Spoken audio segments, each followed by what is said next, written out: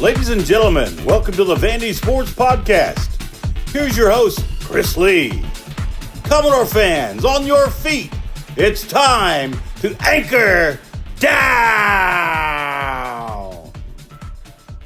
Welcome to the Vandy Sports Podcast. I'm your host, Chris Lee. Our show is always presented by our friends at Jody Jones DDS and Sutherland and Belk.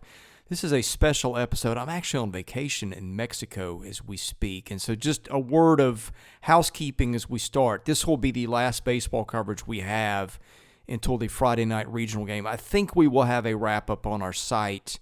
Again, I'm out of the country, but I think we will manage to put something together for you.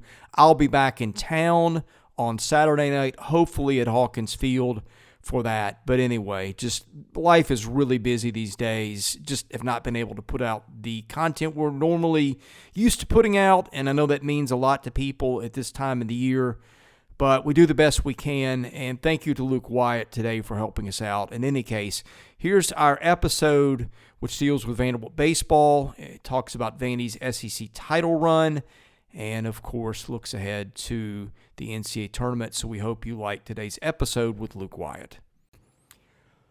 Luke Wyatt joins me. It's Monday morning. You're in the United States. I'm in Mexico, where I'll be until Saturday night, doing a family vacation. Had nieces who graduated from high school, and then their family celebrates everything. So we're now in Mexico. I'm in Cancun and trying to keep one eye on baseball during vacation. You're the perfect guy to have in this spot, so thanks for joining me. Well, thank you. I have watched a lot of baseball, and you can't hide money, Chris. You know, here you are in Cancun, and I spent all day at Rose Park watching my nephew play travel ball, so you can't hide money.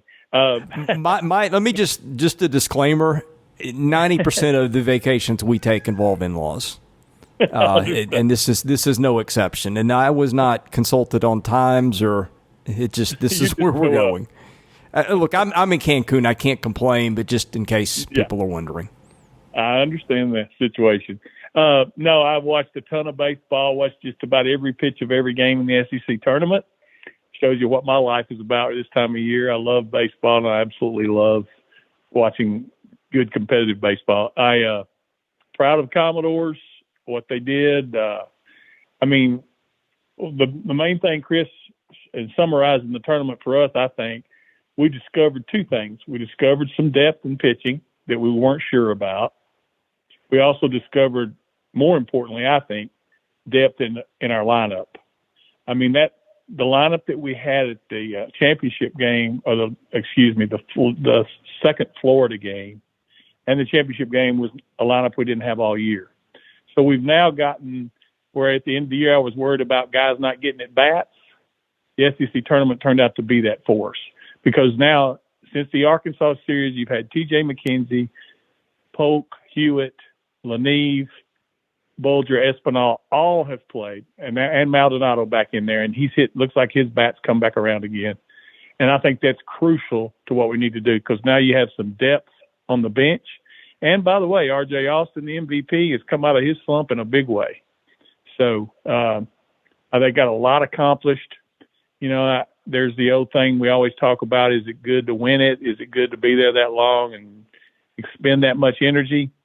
Look, they're young kids. I remember when I was their age.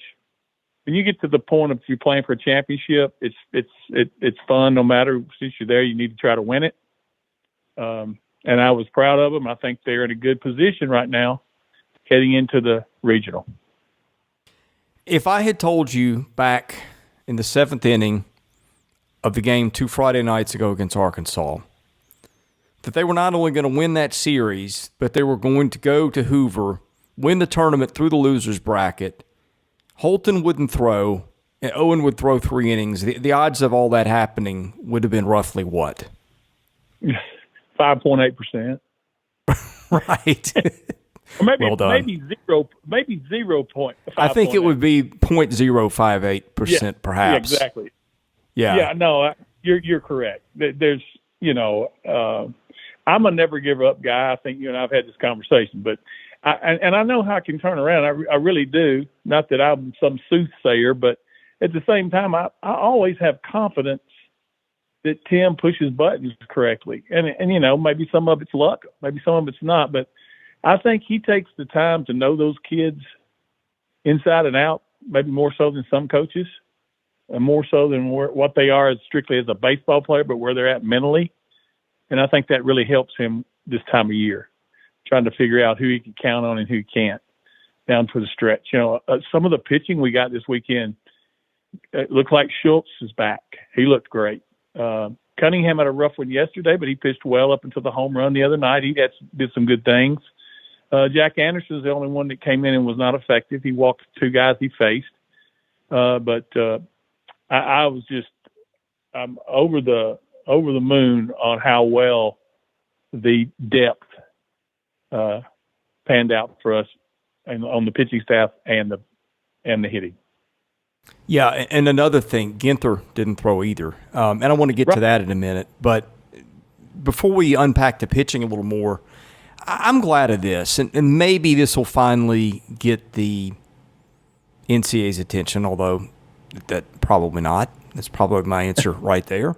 But there was a lot of talk about the balls and the bats and whatever and exit speeds and stuff like that during some of the broadcasts. And I got to hear, I'm going to say I heard about 60-something%, maybe watched about two-thirds of what Vanderbilt did in Hoover. I got to see all the Auburn game.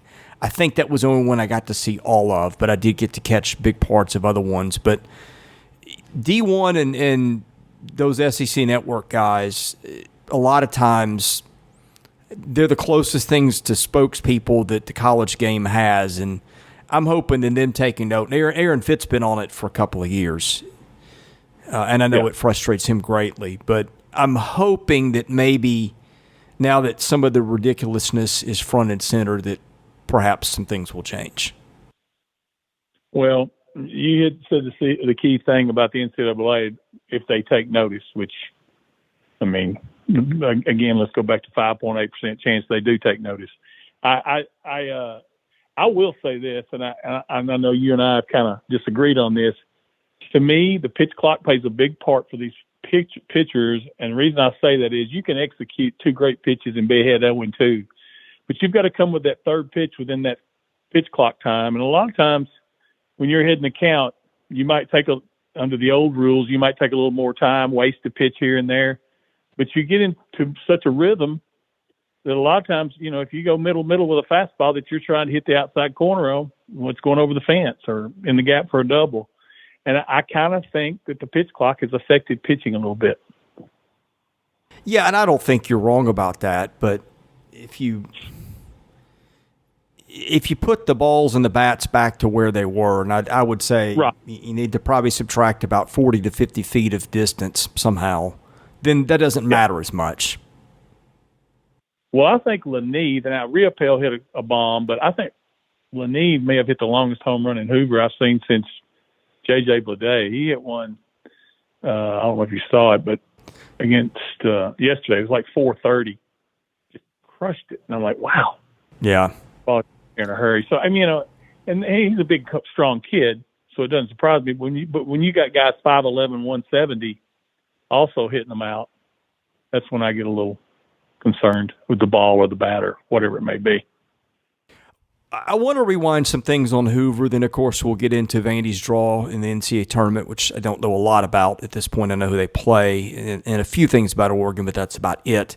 But let's reset the pitching, okay? Sure. Holton is done for the NCAA tournament other than maybe Oman. Is that how you understand it? That's what I've been told. Okay, Owen threw about 3 innings, and I'm guessing that was the test the water and see how this goes. I'm guessing he's probably more available for a regional. And again, I wasn't in town to ask Tim these questions on Monday like I always am, and we didn't have anybody there. It's me and an unpaid intern who's in Atlanta for the summer. So that's kind of where we are on coverage this week. And we're going to try to, just as a footnote, this will probably be the last baseball coverage we have until Friday's game, and I think Joey's going to cover it from TV. And I think I will be getting off the plane from Mexico Saturday night and heading straight to the ballpark. That's the plan. But anyway, all that to say is I wasn't there today. I haven't heard the press conference yet. I don't know what else was mentioned, but I think those two were a topic. And believe it was said that Ginther can throw in the regional. Is that correct? That's correct. Ginther will be back. He just got dinged, from what I was told. Nothing major. Just held him out for precautionary reasons at Hoover because, again, you didn't have to win it. But I think you've got everybody, like you said, back, except I don't think Colton Regan can throw, and I don't think Carter Holton can throw. And, of course, Dukanich. Yeah, and Dukanich, I'm hoping maybe we see him in Omaha if they get there, but I think that's been my line for a month straight now. He just hasn't pitched in so long, you just wonder what he could do. Right. Yeah, pitching-wise, and I don't have a stat sheet out in front of me, but it seemed like just about everybody threw pretty well down there. And this is what I said to people before the tournament. People were discounting, well, we don't want to use – let's hope they don't have to use Schultz and all the – I'm like, this is what I've been telling people all year. Relatively speaking, their pitching staff is still in pretty good shape compared to most people, and I think that was on display in Hoover. It was telltale. I'll tell you, to me, the best pitching staff down there besides ours, for the tournament anyway, was Arkansas's. Arkansas has very good quality depth. The McIntyre kid, man, he's got a rubber arm. He can give you 3 or 4 innings twice a weekend. And then they've got good. I mean, they're really tough. I like them. I like Alabama's pitching as well. Now we hit them really well. The kid that really shut us down at Alabama, his control was off, and we took advantage of that in their win over Alabama. But besides their bullpen's pretty good too. But I'll match ours up against LSU's for sure. I think we're better than LSU.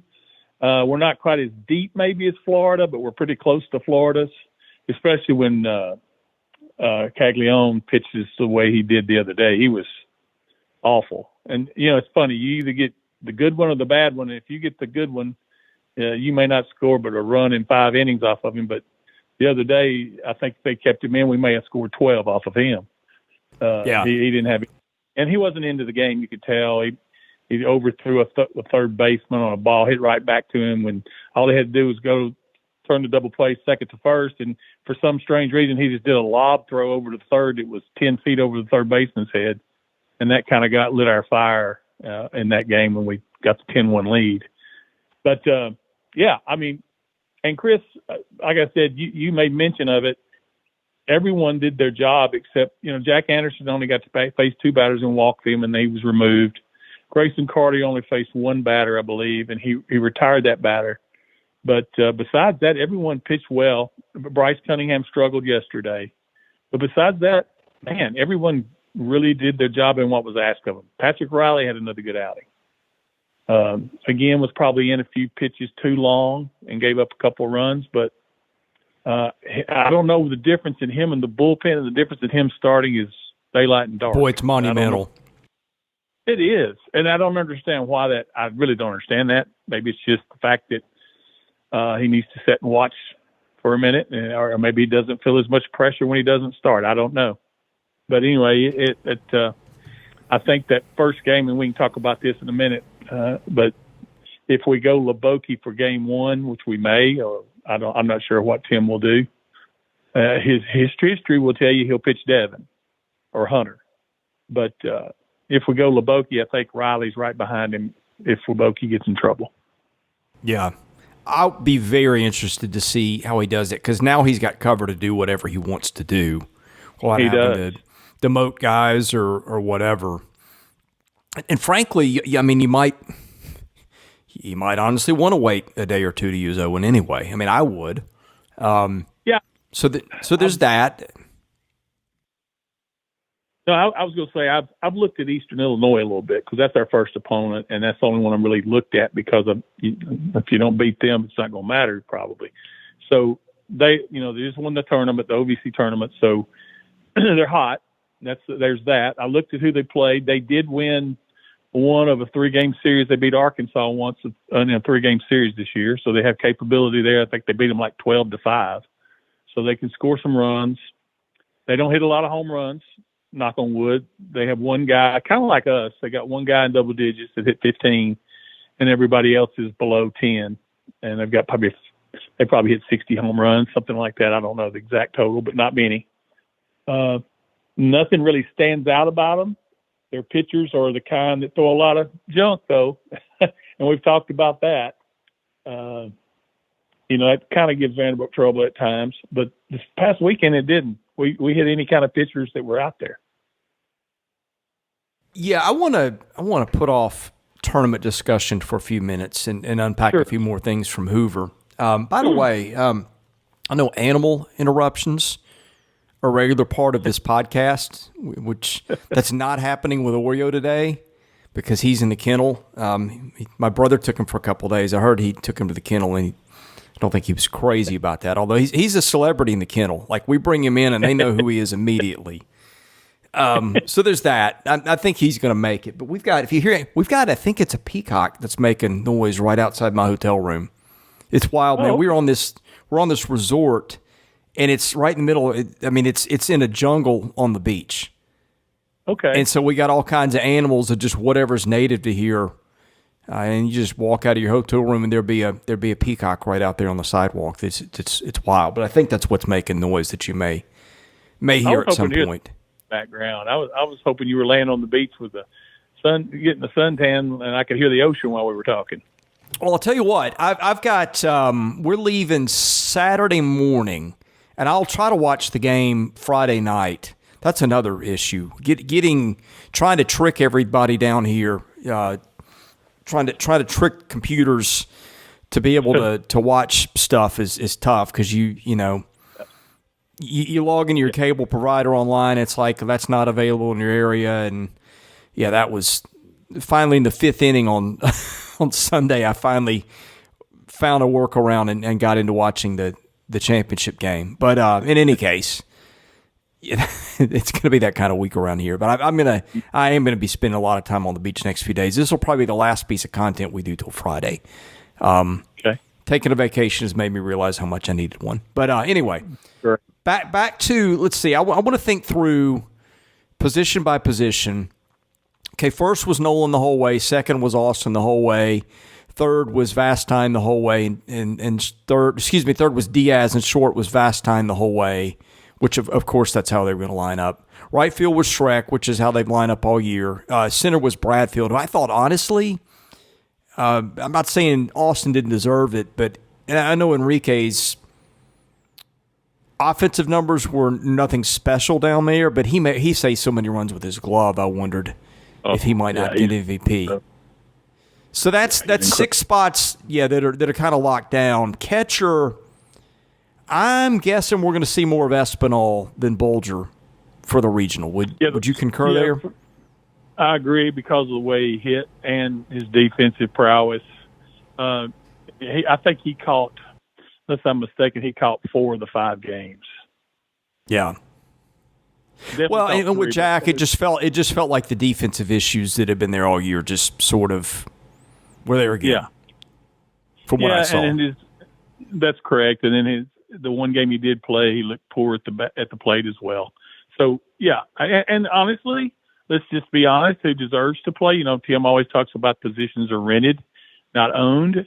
Well, he's staying true to that because I know he likes Jack, and he'd love for Jack to come through. But right now, Allen's playing better, so you got to play who's giving you the results. That's why left field, which you haven't touched on yet, is the one that's very interesting. Yeah, and that's where I was going next. And I feel like right now they're actually from a position of strength. They can sort of go play the hot hand, and it seems to be working out because Polk, after a 2-week exile, he hit the ball when he played, but then they'd throw Hewitt back out there and left for defense, which they've done a lot. And he not only did that work, but he hit the ball pretty well when he played. And I think Leneve was just DH, right? He didn't play any left, I don't believe. No, he played left. He started. Oh, he did play left. Yeah, okay. Yeah, he started in left field, and did well. He had 2 or 3 balls hit to him, made every play, didn't look out of sorts. First time he played left field the entire year, he was DH the rest of the time he played. Okay, and then they also have had McKenzie start in left, in the last week. I think Hewitt's the only guy that hasn't started. But that's basically 4 guys that have played meaningful reps and left lately, and all of them have given them something. Right, and they're still doing the thing with Hewitt. Like he came in in the 7th for defense yesterday. So, and you then got the big bases clearing double as well. Yeah, and then at DH you've got.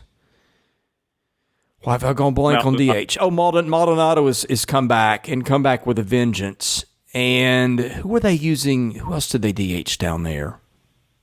That was it. It's been Maldonado the whole time because he started out against Auburn and got a couple of hits. So, yeah, it's been him the entire time. And I think, like I said at the beginning of the show, what I'm excited about now is because of what's happened in left field predominantly, we now have some options. You know, I will be very shocked if the first game's lineup is not the same as it was yesterday, because that offensively that may be the best lineup we can put on the field. And probably, I'll bet you he'll use the same batting order too. Probably, yeah. Kavastine, as well as he hit the ball when he hit it, he struck out a ton this weekend. That inside breaking ball in on his hand. Oh my goodness, that's the next thing out of my mouth. He misses that by 9 inches every time. Yeah, he's got to work on that this week. R.J. Austin, I'm first of all, I'm so happy for the kid to get MVP. He was amazing. It's like a light went on with him. You know, I talked about it 2 weeks ago. I hit the wall. Man, at Hoover, even when he didn't get on base, he hit the ball hard. And Parker Nolan also had a very good Hoover. He was terrific. He swung the bat as good as he's swung it in a while.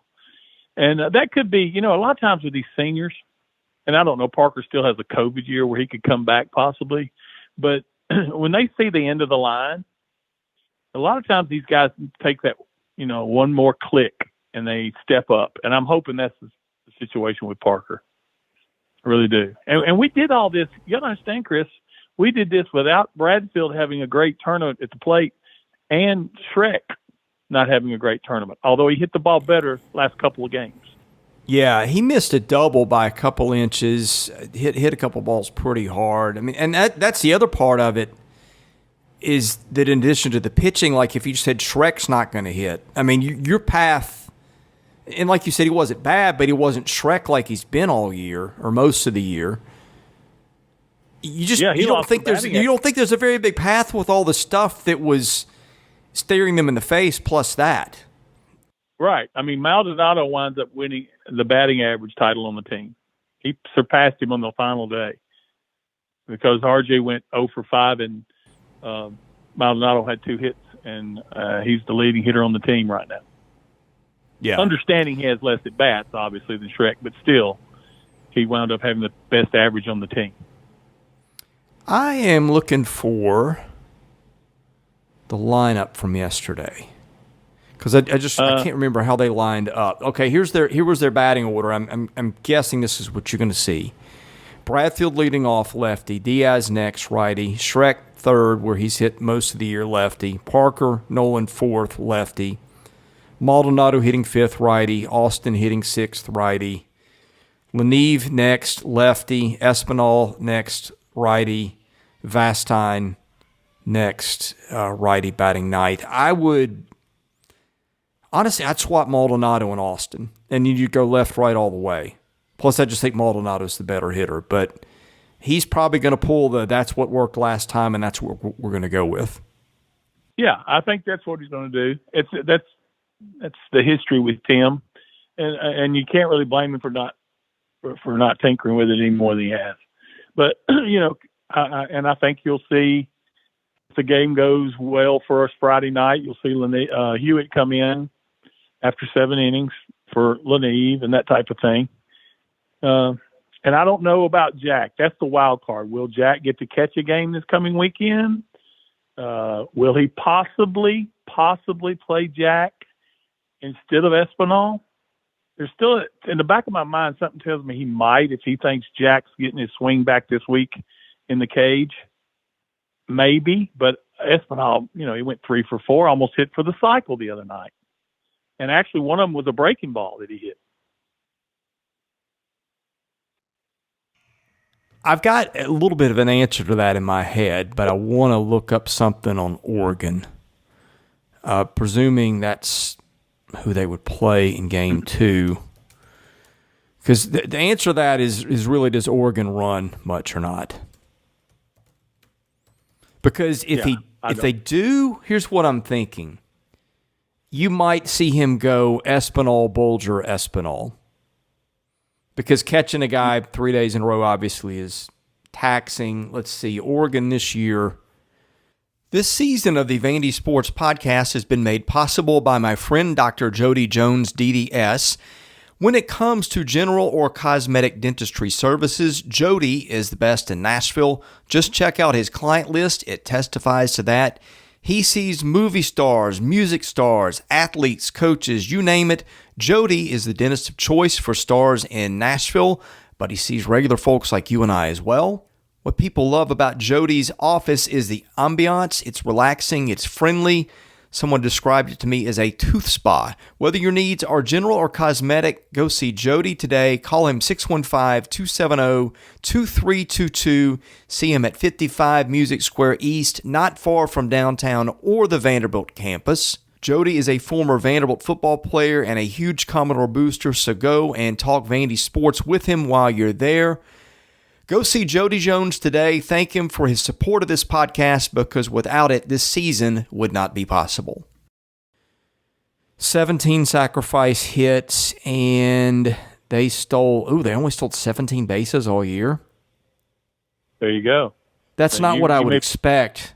Because that's not West Coast baseball, but I guess they don't play it. They had 89 home runs this year, which I think is more than Vanderbilt hit. They had a guy with 14, a guy with 15, and a guy with 16.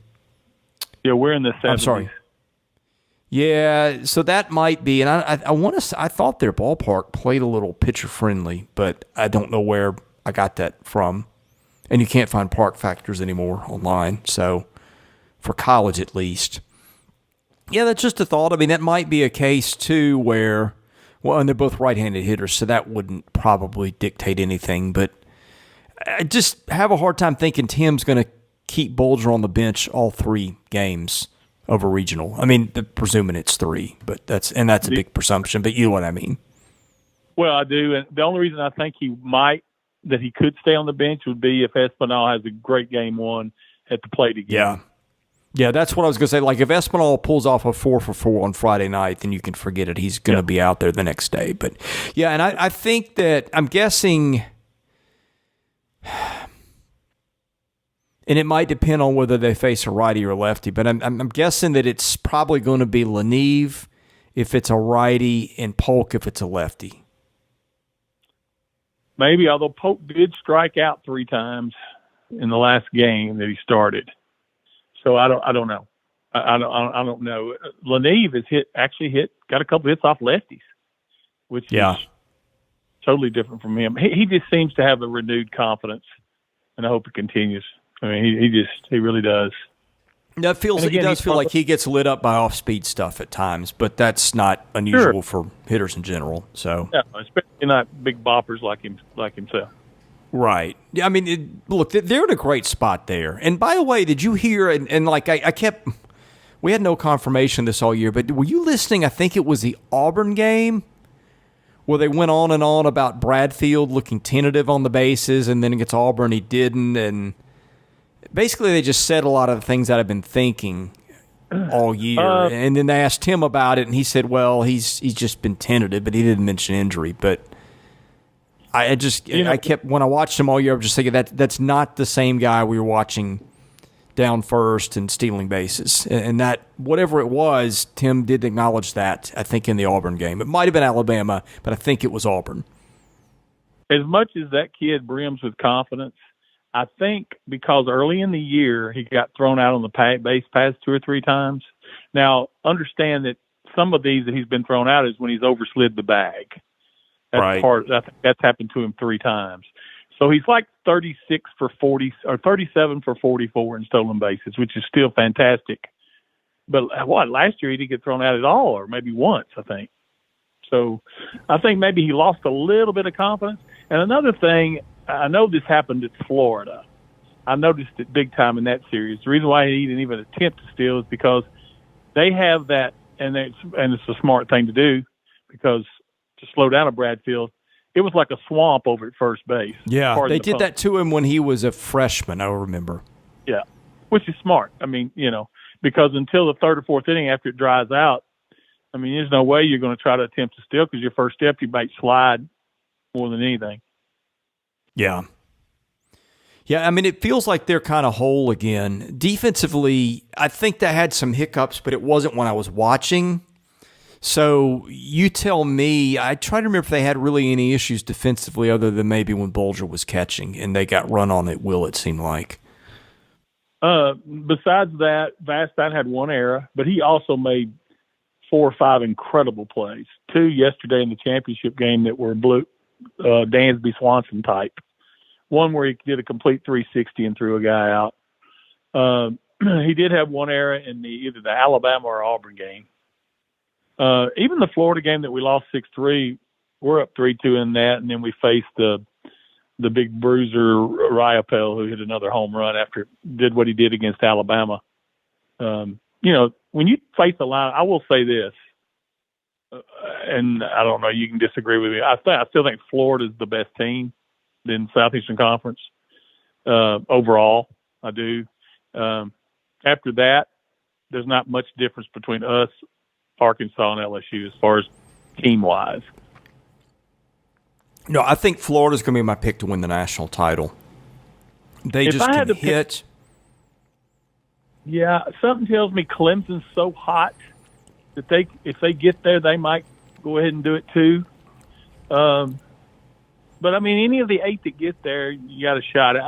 It's just going to be tough in that big old ballpark for some of these big bashers, unless the ball keeps jumping more than I think it will, for one of those teams to win it.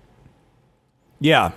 Well, Florida, and I guess this will be our segue into talking about the bracket and their draw and all that stuff. Florida got Texas Tech, UConn, Florida A&M. A&M is the worst team in the tournament, so that should be a slam dunk opener for them. If I'm them, I'm pulling for UConn, because Texas Tech is just, I don't know. That's a team usually's got some bats, and Florida's gotten in some slugfests sometimes. So if you're going to beat them, that's probably what you have to do. But I mean, the way that their guys pitch down the stretch, I'm not a big believer in Caglione, but you've seen it from him before. Right. And Waldrop has pitched better at times lately. Sproat is really hit and miss. I mean, he can give you 8 shutout, or he can go 5 and give up 6, and you just don't know. Yeah. But and then what's interesting, that little 8-team bracket that they've got, because the team they're paired with is South Carolina, which swept them in the regular season. And South Carolina got, in my mind, probably the toughest regional of anybody. Central Connecticut, which that'll be a pushover probably, but I thought Campbell as a 2 and NC State as a 3 was unusually tough. Well, Campbell should have been a host, and it may be their facility. Well, let me tell you something. We were having pre-podcast, which we started a little later than we wanted because I was trying to find the selection committee. Guess whose AD is on the selection committee? And I thought this was the case, but I needed to confirm it. I have no idea. Who? Indiana State. Oh, wow. Because I would have had Campbell hosting before them.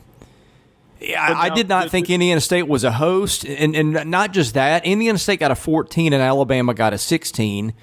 Well, guess who the chair of the committee is? Indiana State guy? No, it's John Cohen, who's Auburn's AD. Oh, well, there you go. And look, I know they're supposed to be out. I know they're supposed to be out of the room when you vote, but come on. Well, and I think I've told you this before, Chris. I know for a fact, back when C.M. Newton was a basketball coach at Vanderbilt, that he and Terry Holland were best friends, and we got the benefit of a doubt one time with CM helping us out through Terry Holland. I know that for a fact. Yeah. So well, and I've heard this too. This has been probably, I don't know, maybe 5-6 years ago, maybe not even that long. Allegedly, and I do not have any evidence to prove this, and I don't even remember where I heard it now, but allegedly there was a year where a team got in and everybody's like, how did that happen? And yeah, you had a situation where a committee was maybe interested in hiring the guy down the line. So whose team he let in. Chris, I feel very confident that happens. I really do. I just think there's too much. There's not enough oversight in NCAA baseball right now from the equipment to and again you can say, well, the guys leave the room when their teams are discussed, but they're going to know the outcome of the discussions. I mean, it doesn't matter. It doesn't. Yeah. I think there's too much up in the air, and I guess it's that way in basketball too. But I don't know why you don't have a committee of people to pick the teams that don't have any inherent biases or incentives. But you need neutral observers. Right. But we don't. So we have what we have. Why did I get off on that tangent? I don't know, because you're like me. We were going down the bracket. Right. And that was the thing that stuck out, because I think it was because I thought that Campbell should have been hosting. Yeah, Campbell had a 9-2 record against the RPI top 50, I think. Wait, I've got it right here. Campbell was against the RPI top 50 9-5, and Indiana State was 2-9. Yeah, I mean that alone. Yeah, that alone. But here's my thing, and maybe Chris, before we go any further, is there a rule against how big your venue has to be? I think there is, but I think Campbell could have hosted. I mean, they were in the discussion when I would listen to D1, and D1 is usually dialed in enough. Not usually, it's always been dialed in enough to know. Like I've heard them say before, well, this team could be in the hosting mix. They can't host here. They'd have to host there instead, or they can't host. They're not going to be bidding at all. They usually are good with that kind of stuff. So I did not hear any talk of Campbell not being able to host. And in fact, I did hear Campbell mentioned as a possible host several times in the last few weeks. So I don't think that was it. Yeah, and Chris, in our regional, Eastern Illinois, I don't think's ever been here, but I remember Oregon and Xavier being in our regional before. Oregon was the one that Roe Coleman hit the walk-off hit single against. Yep. And then Xavier was the year. They were both in it. Xavier, I think, was in their region that year too, and then Xavier was in it again in 2016, the Donnie Everett Regional. That's what I was going to say. That's what I remember when it was. Yeah. More committee stuff. And I know this wasn't everybody what they're here for, but I just find it interesting. Coastal Carolina got a 10? Yes. With an RPI of, let me check. Because there's a point to this too. Sorry for this. Okay. Coastal Carolina had an RPI of 14, yet got an 11 seed. Alabama had an RPI of 11, yet got to 16. Versus top 50 RPI, Alabama 17-14, Coastal 10-9. Next tier, Alabama 6-2, Coastal 14-7. Coastal had 3 losses, top 100 and out. So did Alabama. Alabama had a tougher strength of schedule. Coastal had the toughest non-conference strength of schedule. Alabama's was just kind of middle of the road, but still, I mean, I just don't. Every non-RPI computer I look at has Alabama way better than Coastal, but yet Coastal got the 10, Alabama got the 16, and guess whose AD is also on the selection committee? Come on with it, Coastal Carolina. How about that? Yeah, but, Chris, the more I look at this, I don't. And even if people aren't doing it, aren't doing anything dishonest, it's just that the look of it is not good. No, it's not. But I will say this, and I don't know. I haven't.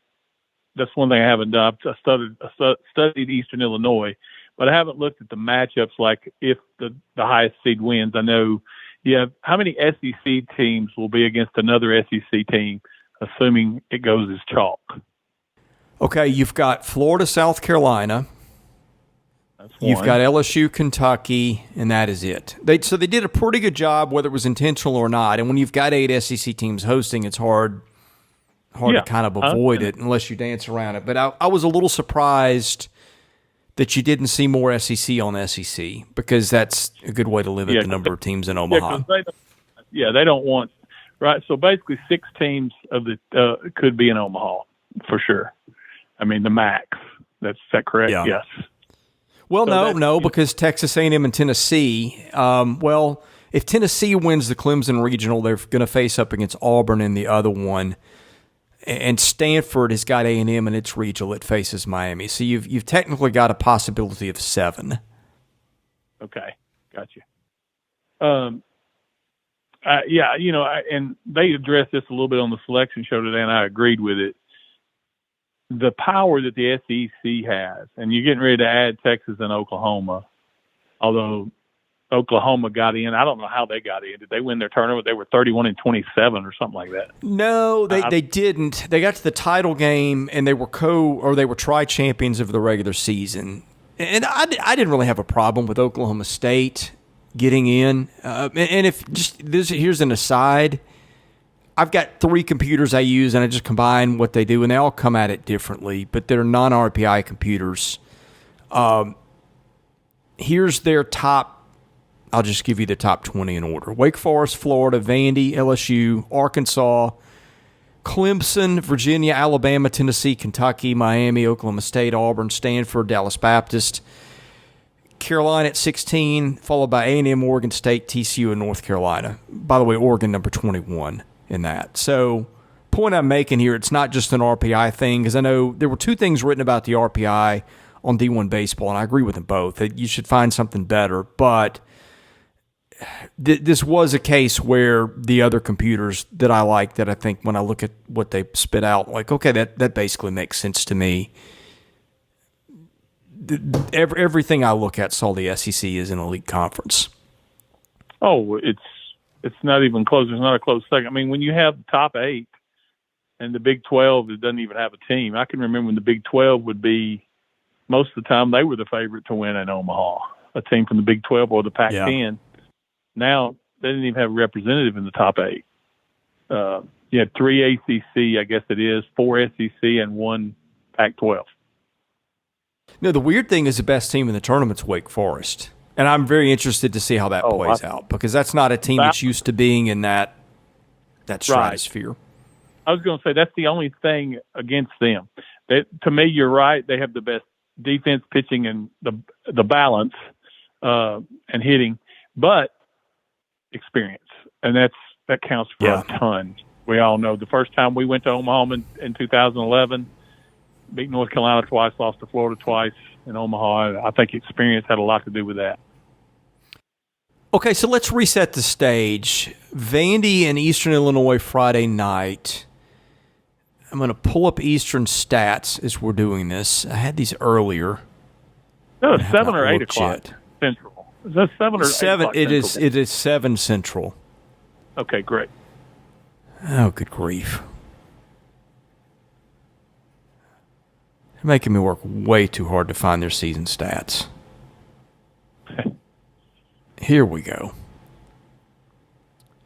All right. They have got, does Eastern Illinois. Ooh, pretty good bullpen.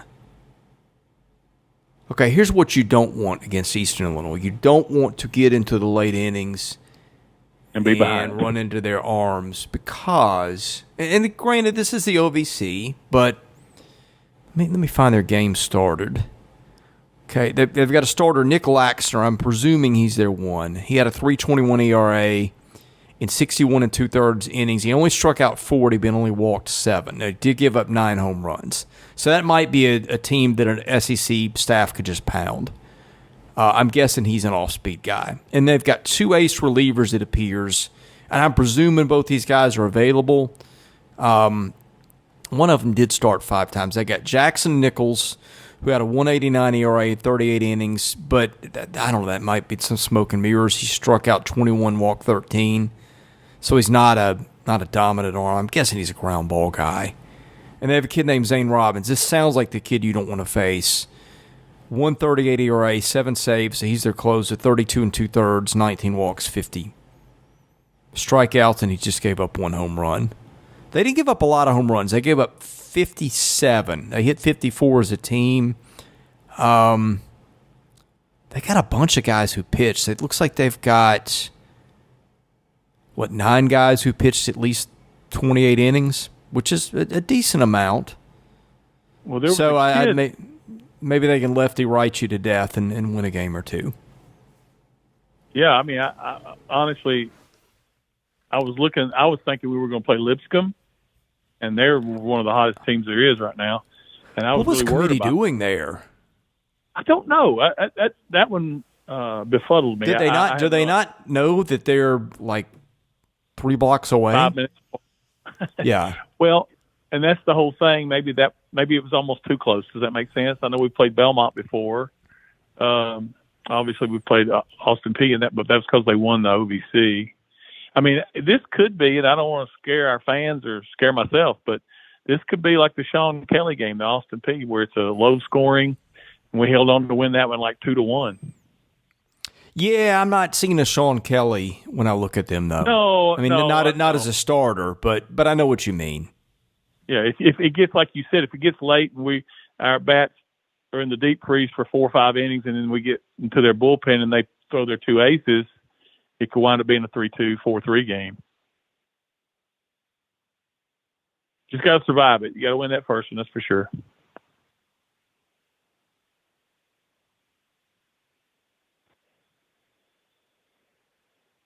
Are you there, Chris?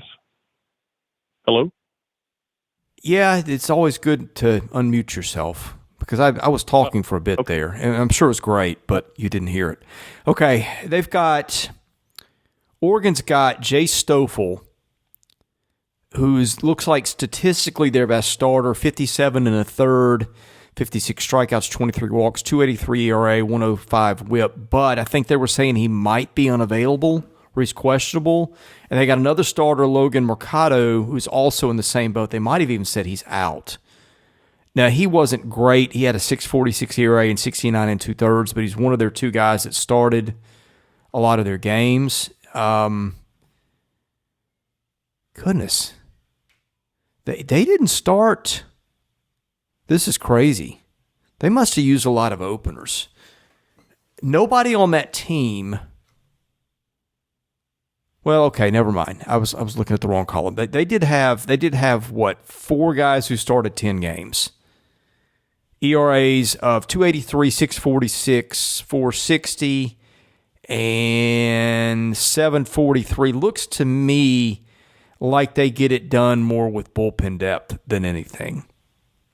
Well, and I think just looking at them and Xavier, that's a toss-up game. I won't be surprised. I don't know. Xavier is one of those really tough-minded teams, usually. Yeah. And there's times when you don't want to play a Xavier.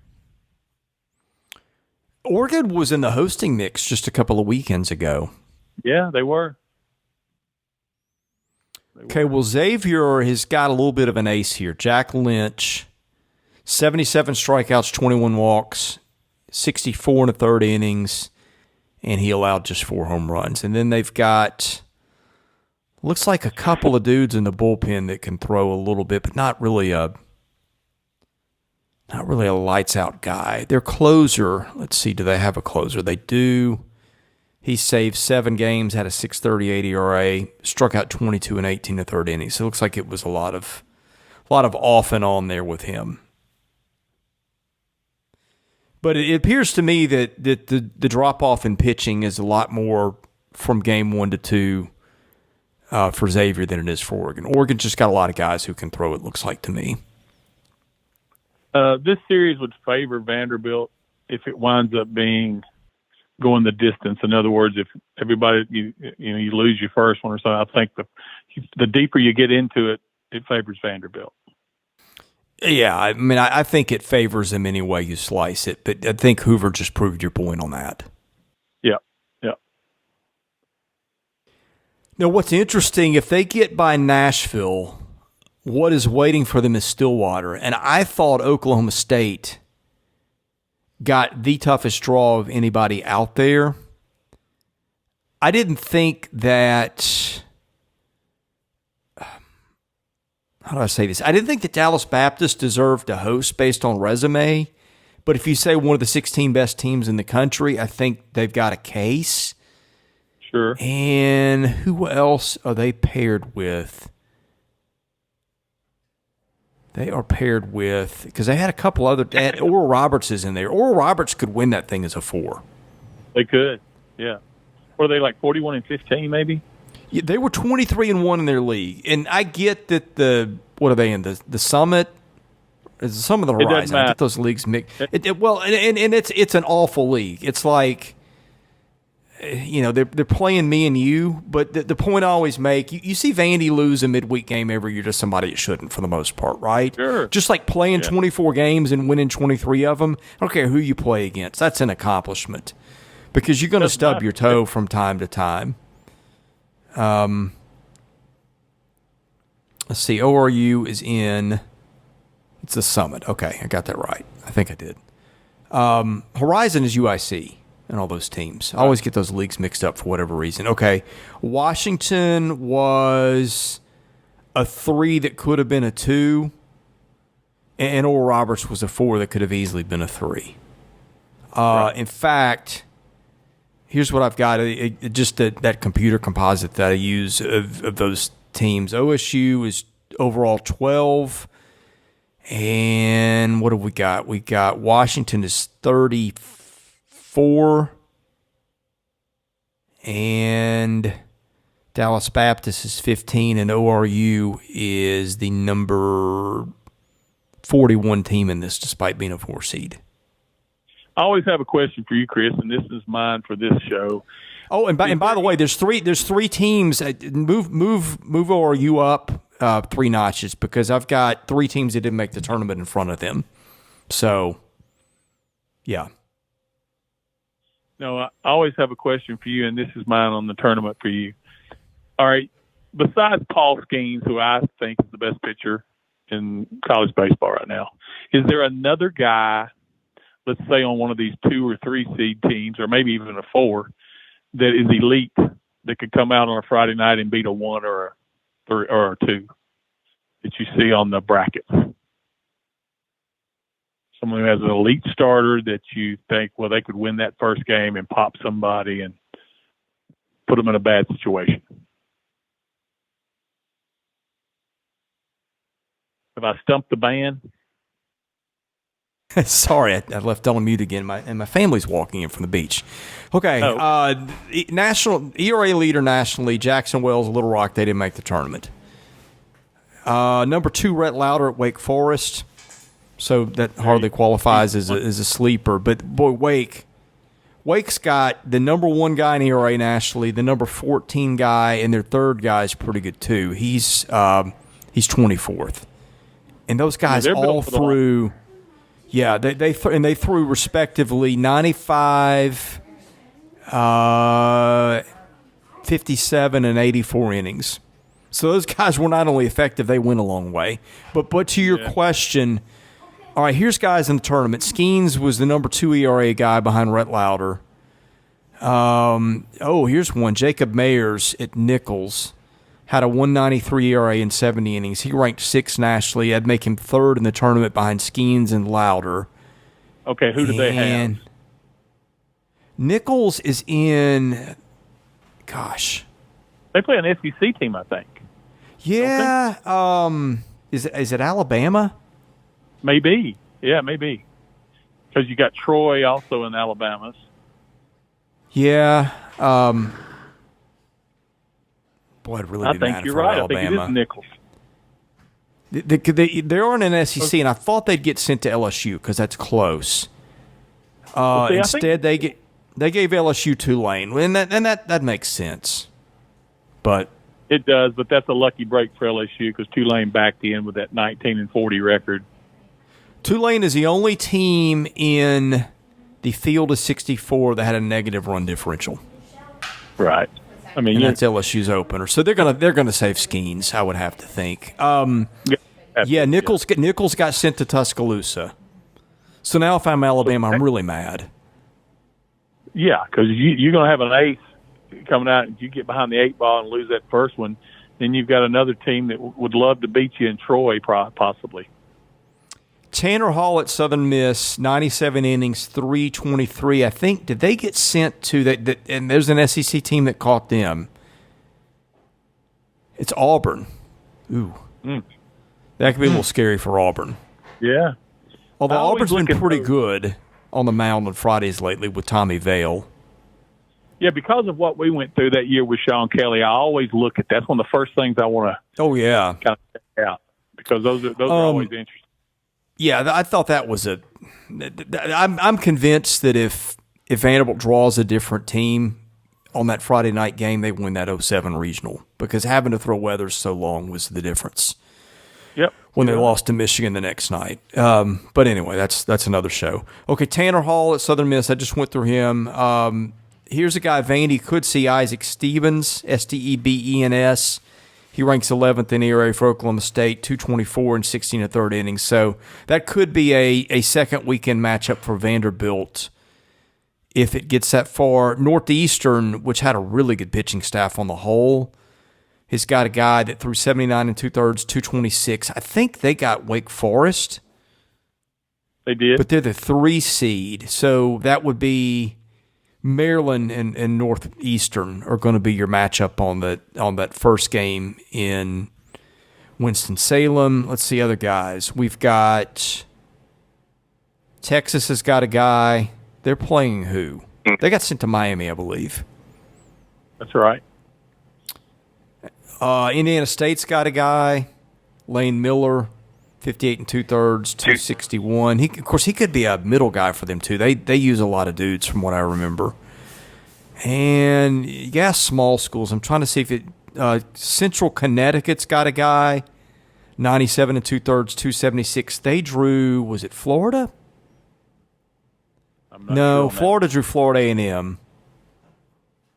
South Carolina. So there's another thing if you're Carolina. Not only did you draw, I thought maybe one of the 2 toughest regionals, you also got a 4 with an ace. And maybe that's their justifying, okay, well, we gave you a host when a lot of people didn't have you. Oral Roberts has got an ace, it looks like. Anyway, yeah, so there it is off the top.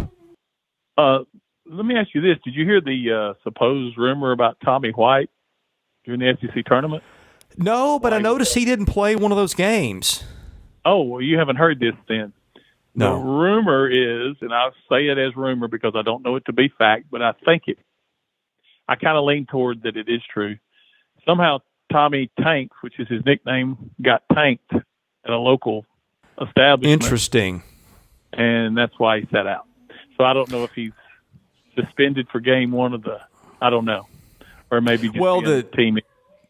The SEC Network guys were stumped on why he wasn't playing. He didn't have his uniform shirt on, and so I think the speculation was an injury, but I didn't hear the whole thing. No, this was coming from someone who was at the SEC tournament, that the Galleria Mall has a restaurant, and that he had a little bit too much to drink. That is a program that's not really headed in the right direction heading into this thing. No, it really isn't. I was underwhelmed by LSU, except for their fan base, who is probably the best in the country. I'll be honest with you. I don't think I will not be surprised if they don't get out of their own region. Well, let's see what that looks like. I mentioned Oregon State, Tulane. I mean, but LSU could not throw Skeens and make that interesting against anybody right now. Plus, and Tulane obviously is not a good team. They just happen to get hot for 3 games. But let's say Tulane, that's a rival. They hate LSU. If it's close late, if you're in LSU's bullpen, I think anybody can hit some of those guys. Well, yeah. Including the former Commodore. So,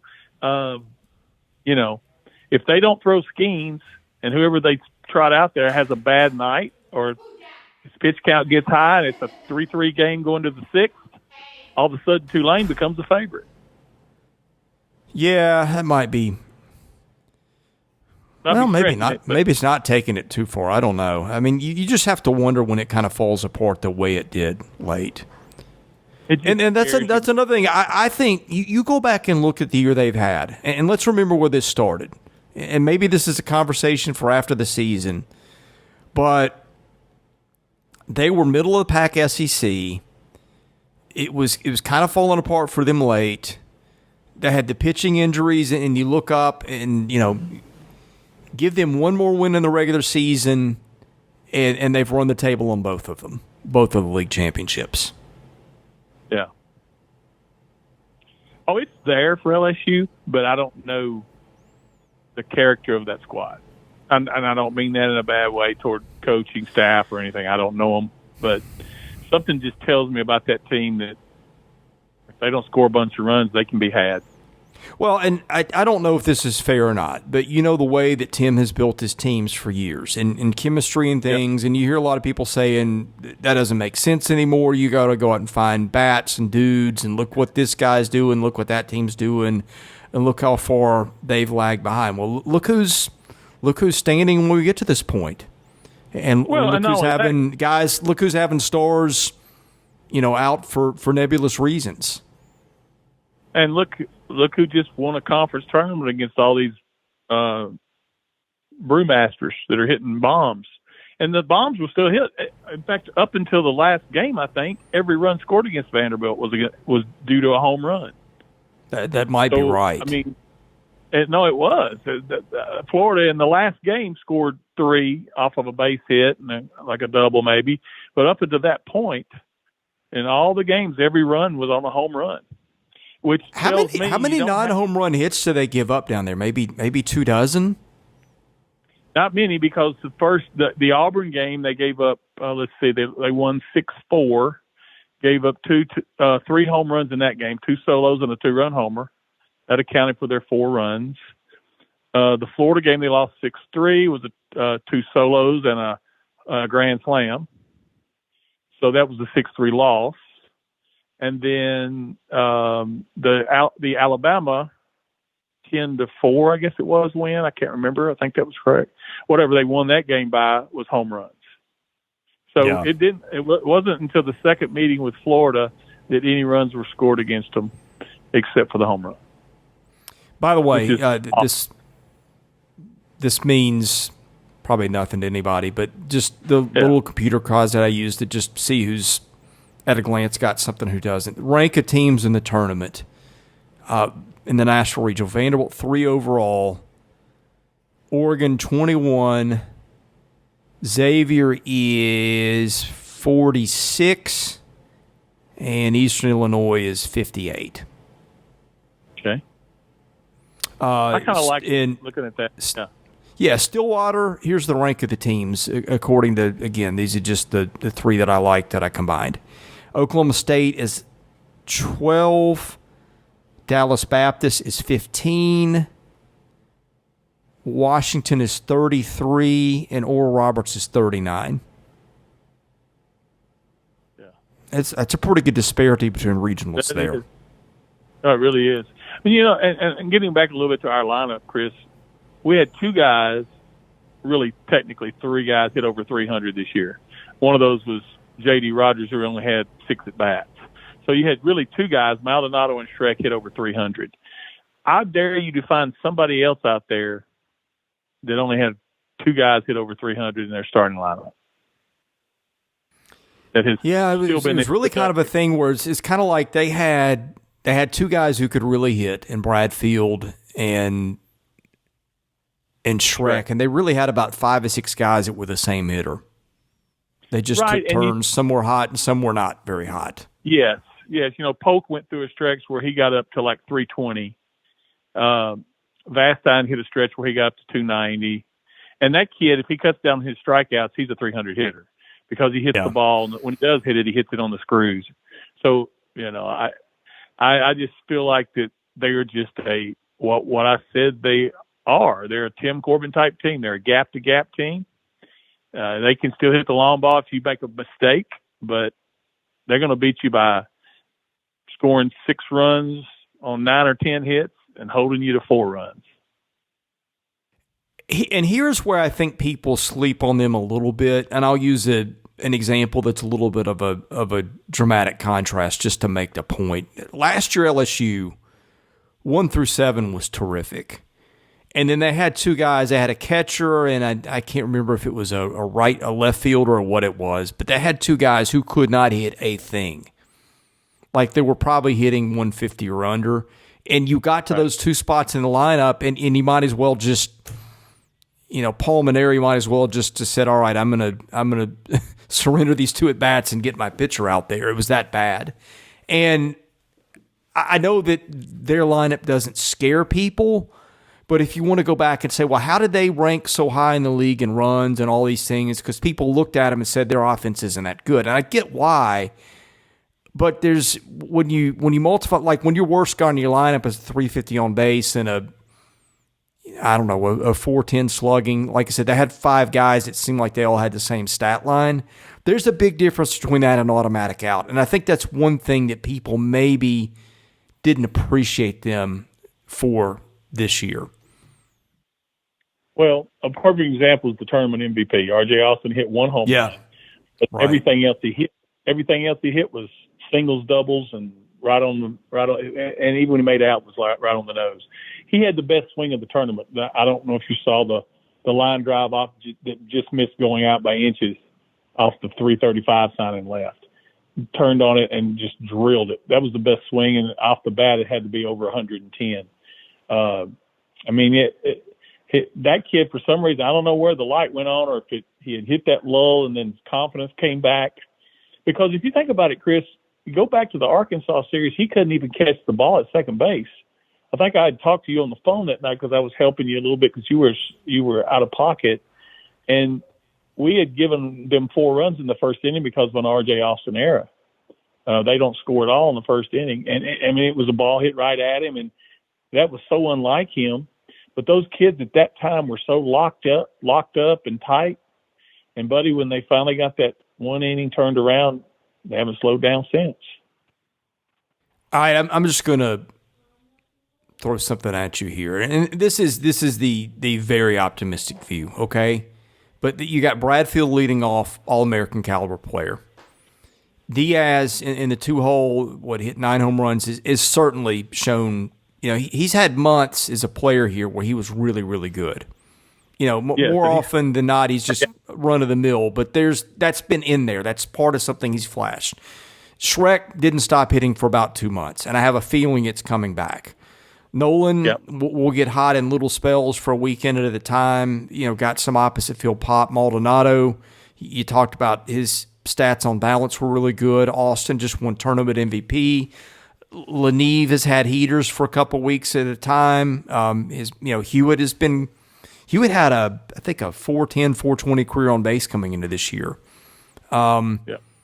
Espinal, it's hit and miss, but when he hits, it can go a ways. And Vastine, honestly, I thought Vastine was best hitter on the team the first 3 weeks of the year. I'm sitting there going, I'm watching a future major leaguer.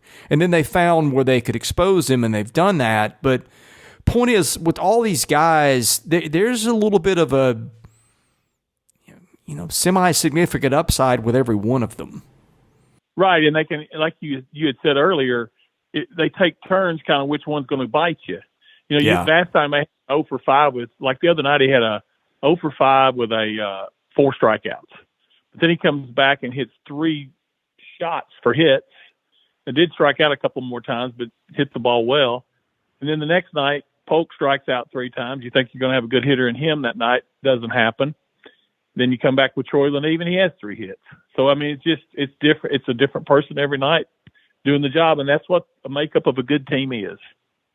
Well, and again, you saw Grayson Moore's been throwing more the last couple of weeks. And done Let's great. just say, and done fine. Yeah, let's just say, hypothetically speaking, you get to Omaha, you can bring Holton, and I'm not having any illusions that Holton's going to come out and give them a 7-inning start in Omaha. But, I mean, what if you can use him for 4 or 5 innings in a start? Oh, sure. And he's Carter Holton. Pitching in that ballpark. Yeah, Owen, I would think you're going to see better of Owen going forward and probably more of him. What if they get Kanich back? I mean, you don't know what that is, but, I mean, in the fall when I watched it, it looked pretty elite. I mean, if you get an inning out of him here or there to get out of a jam or something, yeah, absolutely. I mean, here they are. They're in a great spot. They're in a regional that they should be an overwhelming favorite to win. And look, it's baseball. It's never that easy. Like you size these teams up on paper, and it doesn't matter who. I don't remember the last time I had a regional where they didn't have, they didn't get to the 7th or 8th inning of a game where it wasn't interesting with somebody somewhere. So they're not just going to blow through everybody, but they're going to be the favorite. It's going to be for good reason. And then whoever comes out of Stillwater is going to be playing in Nashville. And then if you get to that point, you get them to a ballpark where I don't know that anybody's a better fit for, what do they call it now, Charles Schwab Park? I think it's the former TD Ameritrade than Vandy, especially where the Bradfield runs through center. You get them healthy on the mound maybe. And even if they're not back at where these guys can throw 100 pitches, even if you get 50 out of Holton or Dukanich, provided they're throwing well. I mean, they're as good as anybody out there. Wake Forest might be the team that says hold my beer, and I think probably is. But again, that's not a program that's used to being on that kind of stage and playing for those kind of stakes. I'll say this, and I'm say an understatement here. With Enrique Bradfield, we will never see, not in your lifetime, Chris, a better outfielder at Vanderbilt University. You won't, and probably not in the SEC, because I'm telling you, the ground that he covers and makes plays that other guys are having to extend and dive to catch, he catches them on a dead sprint because he gets such a great jump on the ball 9 out of 10 times, or more than that, 99% of the time.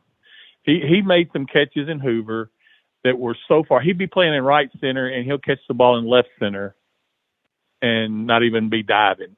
And it's amazing. He had one, he was kind of sliding on at the warning track. It didn't look as difficult as it was. And I'm like, my goodness, he's just – the jump he gets on a baseball, he just outruns the baseball. Yeah, there are certain guys that when they leave, it's just hard to – like, just thinking about watching a team line up without that guy is hard. Like, Dansby Swanson was one, Carson Fulmer was one. Tony Kemp. And he's – Tony Kemp was one, and he is – Enrique's definitely on that list. I think I'll miss watching him play as much as anybody. The one thing I want to see him do before it's done for him is I want to see him catch a ball in the infield dirt, just to see if he can do it. Well, he could have done that. It almost happened. It's funny you say that. Really? I don't know if you watched. Well, the Florida game, the beginning of the game was played in the sun. There was a pop-up right at the edge of the infield grass, and R.J. Austin lost it at the last second. Now, Enrique had already stopped sprinting and had come to a jog, and it dropped in, but there was a runner on first, so he flipped it to second to get the force. But Enrique was right there, and he could have made the catch if he'd have known that R.J. had lost it in the sun. So you almost see that. If the baseball staff is listening, then I implore you guys, let him catch a ball in the infield dirt just so I can check that off my bingo card. All right, I think we are pretty much done, unless you've got something else to add. Well, we maybe we can talk next week and talk about the region, but also kind of by then we've narrowed the field down and we can kind of get into some fun prediction stuff. Yeah, I'm looking forward to it. This is my favorite time of the year. I don't know how much I'm going to get to watch from here, just of everybody. And, of course, we're on vacation, and we don't leave till Saturday morning. I'm going to try to – I guess I'll pay for it on the plane to watch regionals here and there. But I just love this week. I hate that it coincided with vacation. But, man, it's going to be a lot of fun, and it always is. It always is. Thank you, Chris. I've enjoyed it. Hey, thank you, Luke. We'll see you soon. Thank you for listening to today's episode. We thank our presenting sponsor, Jody Jones, DDS. We thank our other sponsors, Sutherland and Belk, and MyPerfectFranchise.net. If you're interested in sponsoring this podcast, and that's how we make this work, please email me at chrisley70@gmail.com. We also ask that you subscribe to our website, vandysports.com. That is $99 a year. You get things there that you don't get here. And of course, please rate, review, and subscribe where you see our podcast. That helps us get noticed.